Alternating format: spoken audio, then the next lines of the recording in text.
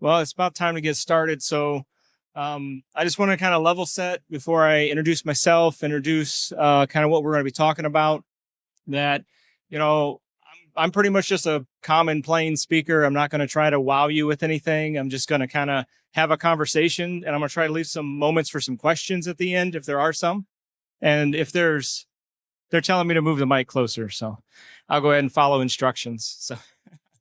But let me go ahead and get started. I just want to introduce myself real quick. My name is David Morimanno. I'm from the United States. I've been in this space, cybersecurity space, for a little more than 20 years. Most of those years have been very focused in identity and every spectrum of identity, whether it's IGA, PAM, cloud infrastructure entitlements management, access controls, kind of the whole gambit. So after this presentation, if you've got any questions on anything that's relevant to those areas, I'm happy to help. Who I'm here with is Grabowski, as well as Integral Partners, who's listed there on the screen, are leaders in the digital identity space. Xalient made an acquisition of both of those companies to well-round what we call kind of our zero trust process and approach. And I'm going to be talking to you about that a little bit because I think I look at it a little bit differently than probably most vendors and most people trying to sell you product or sell you something. That's not what I'm up here to do. I'm up here to talk to you about ways to be successful with what you could be doing, what you are doing, and how I could potentially help you do all of that along the way, regardless if there's a tool involved, a solution involved or not. So that's what we're going to be breaking into, and we're going to look at it from the identity perspective. And the reason why we're going to do this, and this isn't new news to anybody. I'm not going to try to give you some grandiose methodology here. This is something that we all just have to kind of level set on, and with what zero trust is and why we're trying to do this is that the attack surface has changed. That should be evident to everyone. The attack surface is growing. The blast radius of what could occur and what could happen when someone is breached is getting larger and larger. It's getting more expensive.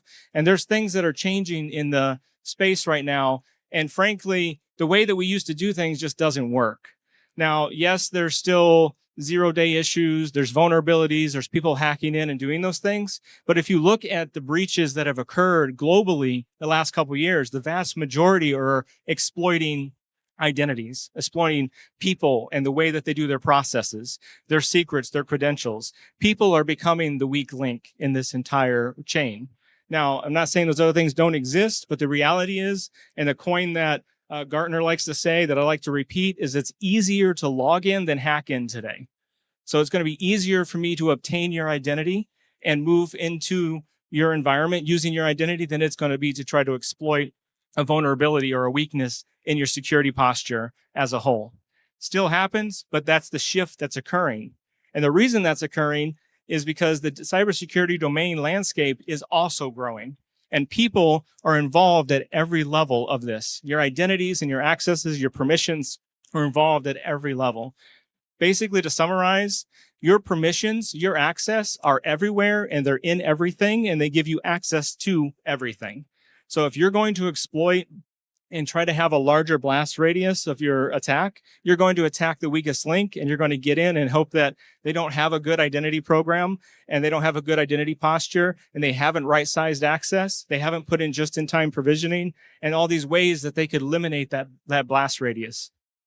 So all that being said, I'm just trying to level set to just say the perimeter doesn't work anymore. Again, this isn't new information. This is something you've heard year over year now, probably for the last 5 years.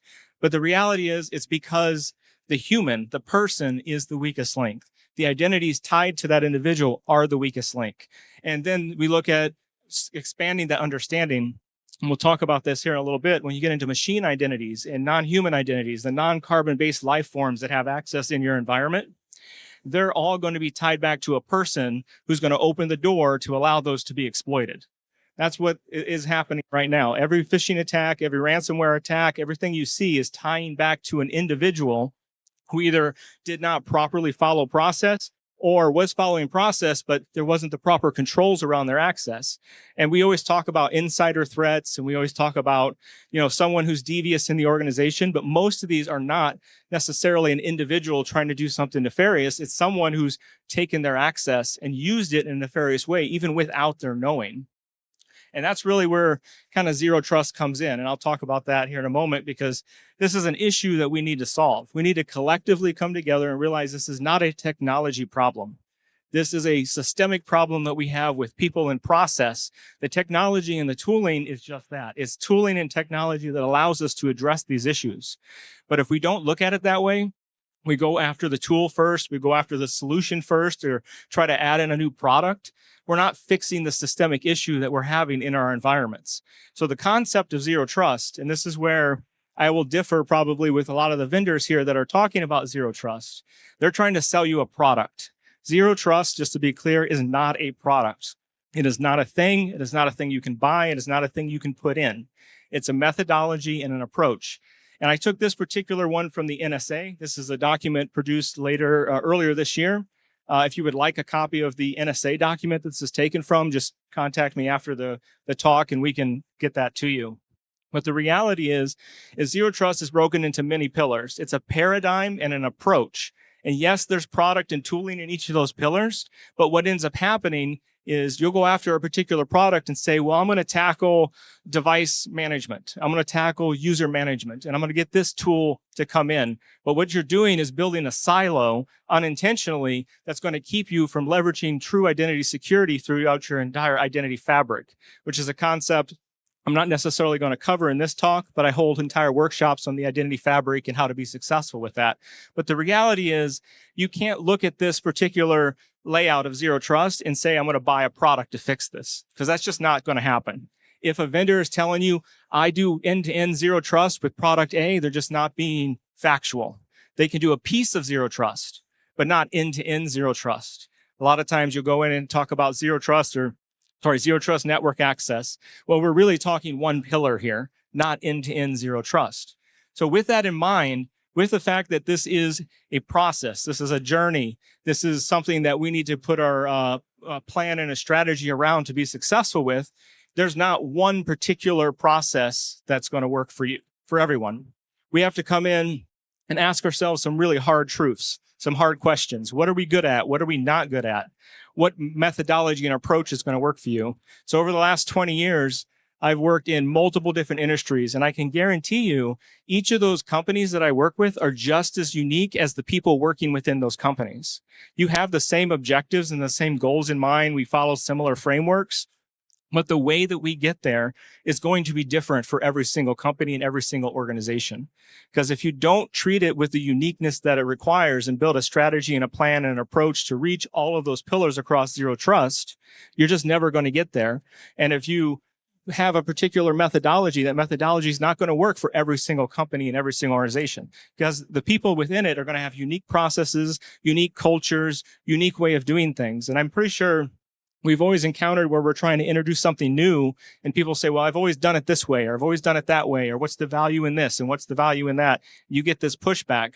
But the reality is we need to put together a strategy that you can be successful with. We need to put together a strategy that you can be, truly innovative and come into your organization and try to get you to a level where you can be, that next forefront leader in your organization. And the reality is a lot of times we need to go all the way back to the person. We need to go all the way back to the identity. We provide a similar framework that you saw earlier from the NSA, but we simplify it and focus on identity, focus on security posturing, and secure networking.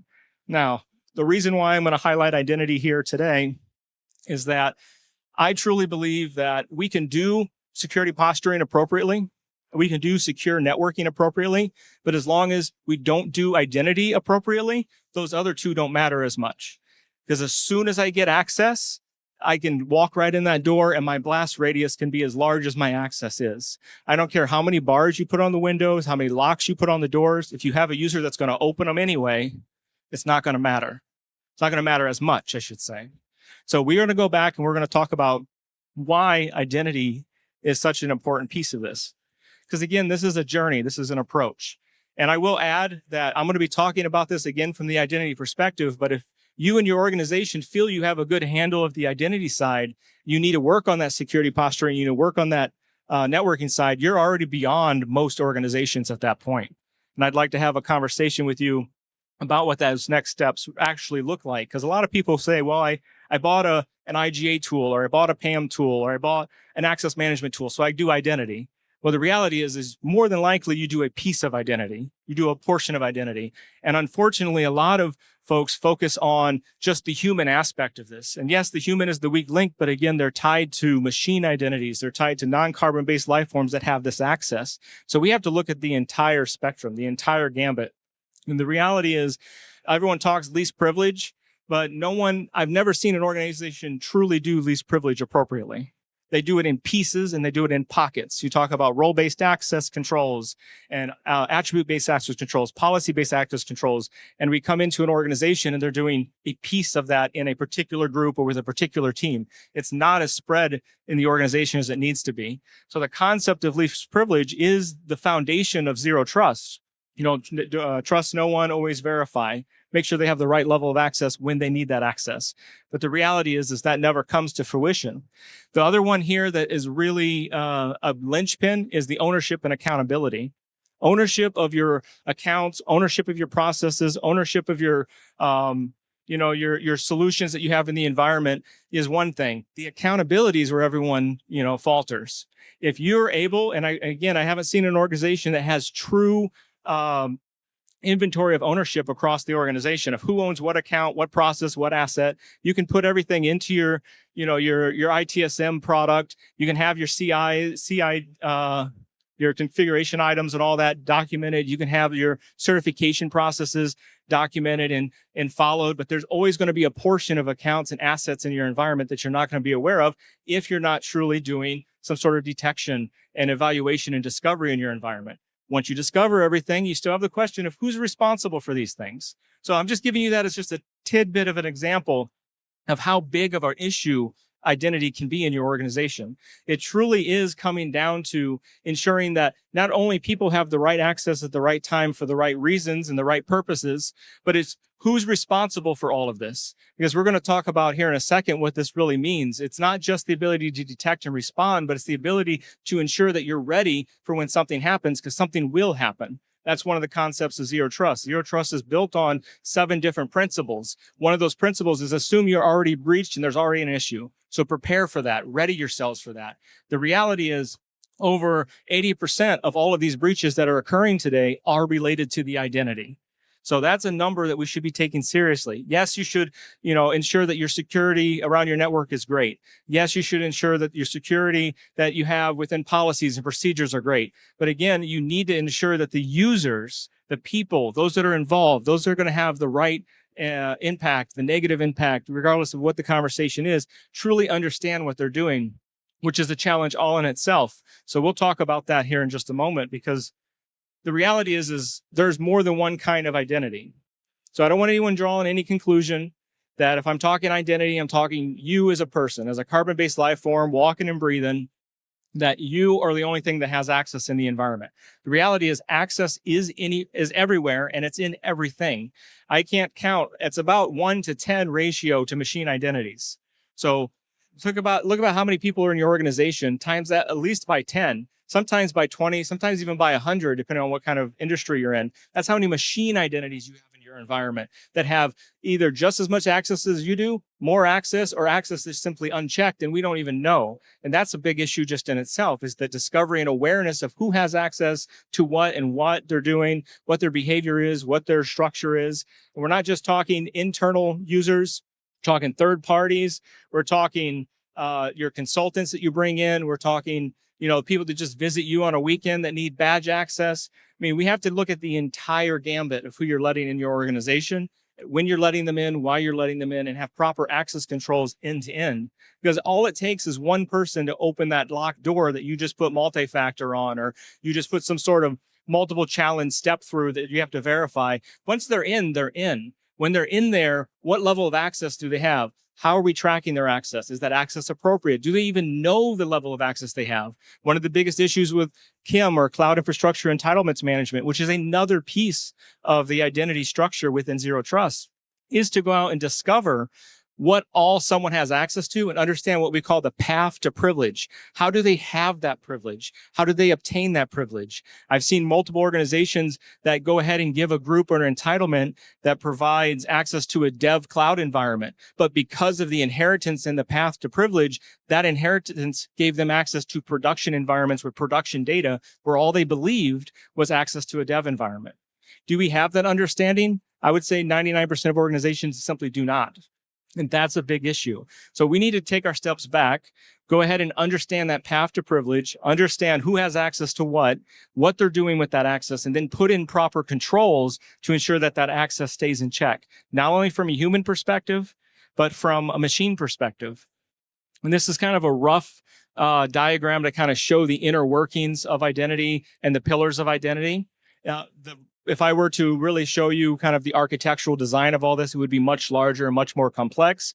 But the reality is we need to ensure we have proper IGA controls, proper access management controls, proper PAM controls, proper KIM controls. We need to ensure that we're tying things into our directory services appropriately.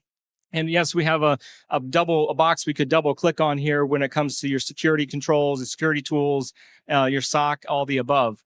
But if I were to just zoom in on the pillars of identity, this is really what this would look like at a very, very high level. So keep in mind, there's a lot of complexity behind this diagram, but the grand scheme of things, we need to ensure that these work with each other. I work with a lot of PAM vendors, work with a lot of IGA vendors, KIM vendors, and the reality is they try to sell you on their pillar, and that's great. But you as an organization need to take the responsibility of saying, how does that particular product play in my overall portfolio? How does that set us on a path and a journey to truly reach zero trust? Am I going to also need to supplement in IGA capabilities? Am I going to also need to supplement in KIM capabilities, et cetera? So that's what we do. We come in and we try to make sure you understand the challenges of all of this. You understand that this is a much bigger picture. So up to this point, the only thing I really hope you take away of this is a bigger picture. And if you truly think you have this under control, I hope you really do, because most of the time when we have a conversation, we start digging into your environment, start asking questions. The reality is you have a part of it under control, more than likely. There's pieces of this that simply are left to the wayside. And it's not that you're intentionally doing that. It's just that your priorities, your complexity, everything that's on your plate keep you and prevent you from doing a lot of this. Because the reality is the enterprise as a whole, your organization as a whole, they would want you to secure everything and anything that you can. But how many times have you struggled to get budget, or there's a change of priority, or there's a change of approach, new leadership comes in and says, this is more important than this. And a lot of times organizations that I know that can keep their budget and keep that moving forward, they actually have someone in there who's designing that journey for them that can sell the rationale, the reason, and the payback, the return on investment of what you're trying to accomplish. And obviously, that's not a guarantee you're going to keep your budget. That's not a guarantee you're going to move everything forward. But I can tell you, eight probably out of 10 times I've seen this happen, where the budget has been killed or direction has been changed because they never had a solid strategy to sell the value of what they're doing. It just looks like another cog in the wheel, another operational process. And what value is that to the organization? If it's working, it's working. If you've got people that you need to hire to just push buttons versus automate something and make it more consistent and more secure, what's the more cost-effective way? I've seen leadership come in and do these things. So, make sure that you don't minimize what you're trying to do. You don't minimize your strategy, your approach. You have to kind of have the ability to sell this upward.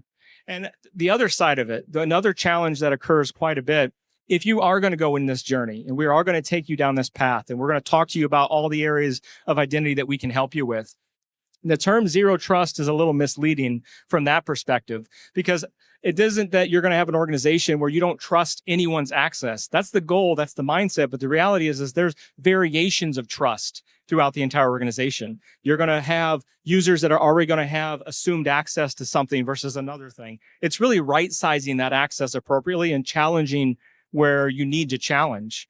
And through all of this, it's very tricky to do, but you need to make sure you don't break the respect that you have for your users. Again, humans are the weakest link in this. And if you start removing their access, I always say, especially privileged users, IT users, nothing against anyone in here who has privileged access, but a lot of times when we start to remove that privileged access, out comes a privileged attitude. And they're like, I need to keep it. What are you doing? You're changing my job. Like, I can't do my job anymore. This is more clicks. So it's a methodology and it's a narrative that we need to spin around that. So we need to go with this zero trust mindset, but make sure we keep everyone's respect intact and make sure that that rationale and that story really tells what we're trying to accomplish and how they're part of it, how they're a piece of that. You're not trying to sidegate them.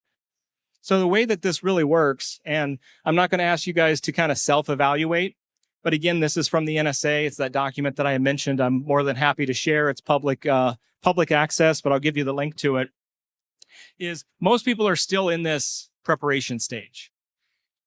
You think that you're further along, and again, maybe you are, but if you don't do this stage right, if you don't understand your journey, if you don't understand what you're trying to accomplish, you don't have the rationale and the evidence of why you need to do it, you don't have the story and the narrative to tell what you're going to get out of it, what that return on investment is, you're not going to be able to move through these levels of maturity.